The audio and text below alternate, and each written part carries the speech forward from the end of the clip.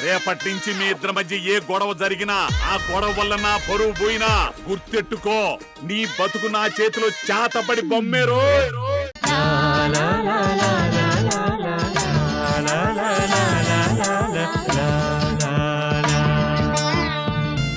కాబోయే కోడలివి నువ్వే కదా, అందుకే నీతో ఇప్పిస్తున్నాను.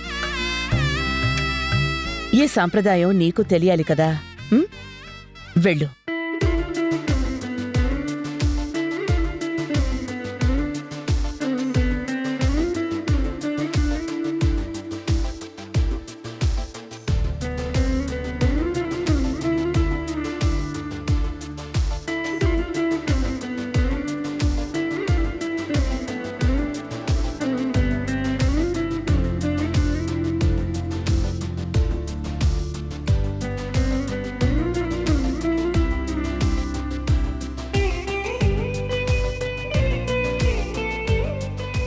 నా కాదమ్మా ఇవ్వాల్సింది, వాళ్ళకి బొట్టు పెట్టి ఇవ్వు.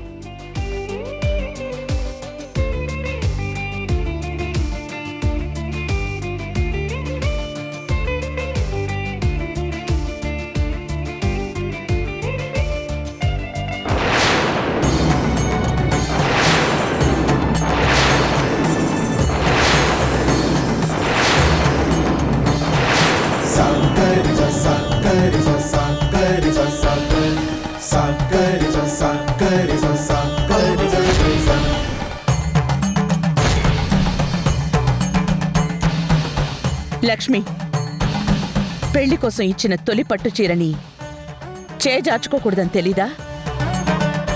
అది అపశకునం. క్షమించండి అమ్మగారు, మా ఇంటి ఆడపిల్లకి పెళ్లి జరుగుతుంది. మీలాంటి గొప్పవాళ్లు అక్షింతలు వేస్తే దాని జీవితం బాగుంటుంది, మీ ఇంటి సారే దాని తొలి చీర అయితే దాని జీవితం బాగుపడుతుంది అని ఎన్నో అనుకున్నాను. కానీ ఆ చీరను చూశాక గుండాగినంత పని అయిపోయింది.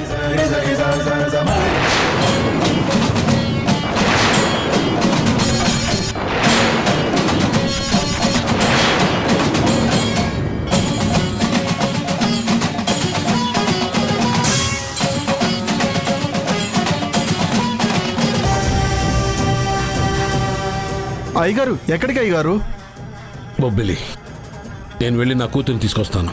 అయ్యా, మొన్న జరిగిన సంఘటనతో ఆ అమ్మాయి చుట్టూ ఒక రక్షణ వలయంలో అందరూ ఉన్నారు. ఇలాంటప్పుడు మీరు అక్కడికి వెళ్తే ఎలాంటి గొడవ జరుగుతుందని మాకు భయంగా ఉందయ్యా. జరగని గొడవ జరిగితే జరగని, నా కూతురు మీద నాకు ప్రేమ ఉంది, తన్ని తీసుకొచ్చే హక్కు నాకుంది.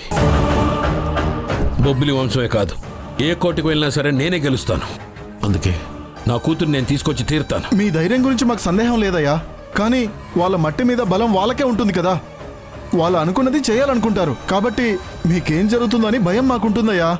అందుకేనయ్యా, ఏ సమస్య అయినా గొడవలతో కాకుండా మాట్లాడి పరిష్కరించుకుందామయ్యా. మాట్లాడాలని చూశాను, వాళ్ళు అవకాశం ఇవ్వలేదు. వెళ్ళి తెచ్చుకోవాలని చూశాను, నన్ను పొలిమేర కూడా దాటనివ్వలేదు. ఇంకా నా కూతురు వస్తుంది, ఈ గుమ్మంలోకి అడుగు పెడుతుందని ఇంకెన్నాళ్ళు ఎదురు చూడమంటావు? ఇంకెన్నాళ్ళు నా కూతురు మీద ప్రేమని నా గుండెల్లో దాచుకోమంటారు? అందుకే ఈరోజు ఏదైతే అయింది, నా కూతురుని తెచ్చుకుంటాను. ఇంకా నన్ను ఎవరు ఆపలేరు. రాము, బడిది.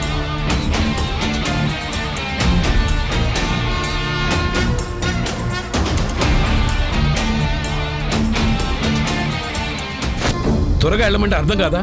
నువ్వు బండి ఆపు.